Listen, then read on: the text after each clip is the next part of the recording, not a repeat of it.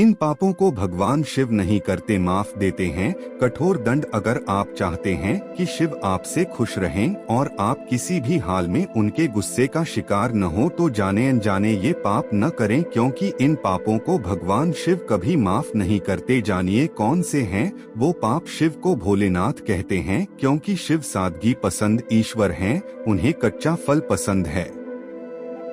एक लोटा पानी से भी शिव खुश हो जाते हैं। खास तौर से अगर आप अपनी जिंदगी से निराश या हताश हैं, तो आपको शिव की पूजा जरूर करनी चाहिए। पर भोलेनाथ जितनी जल्दी खुश होते हैं, उतनी ही जल्दी नाराज भी होते हैं, खास तौर से ऐसे लोगों से जो बेईमानी और धोखेबाजी करते हैं।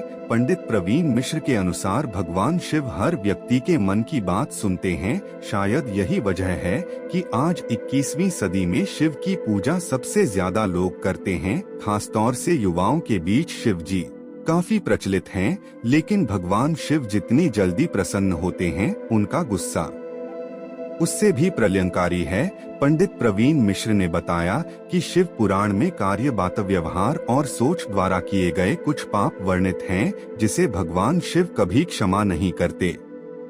ऐसा व्यक्ति हमेशा ही शिव के कोप का भाजन होगा और कभी भी सुखी जीवन व्यतीत नहीं कर सकता। जाने भगवान शिव के ये 7 रहस्य जिनसे आप अभी तक थे अनजान। जाने भगवान शिव के ये 7 रहस्य जिनसे आप अभी तक थे अनजान। ऐसा माना जाता है कि जो व्यक्ति पूरी श्रद्धा के साथ भगवान शंकर की उपासना करता है, उसकी हर मनोकामना पूरी होती है और शिव जी उस पर अपनी कृपा बनाए रखते हैं। भगवान शिव के बारे में ऐसी कई बातें हैं जो आम व्यक्तियों को पता नहीं है।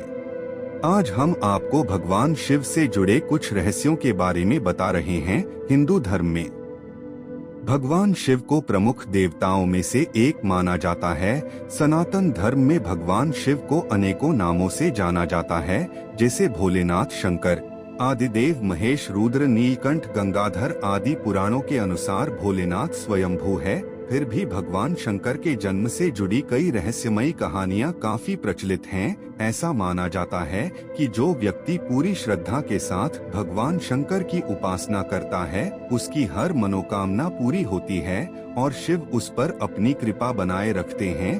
भगवान शंकर के बारे में ऐसी कई बातें हैं जो सामान्यतः आम व्यक्तियों को पता नहीं है।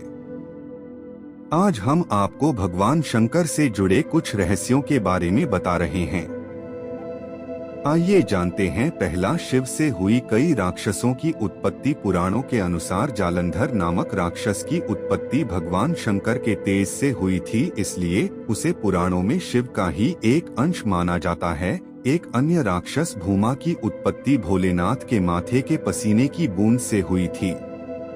इसके अलावा अयप्पा भोलेनाथ और मोहिनी के संयोग से जन्मे थे। दूसरा क्यों नहीं मिलता वर्णन। कुछ पौराणिक कथाओं में वर्णन मिलता है कि अंधक और खुजा भगवान शंकर के पुत्र थे, परंतु धर्मशास्त्रों में इन दोनों का कहीं कोई उल्लेख नहीं है।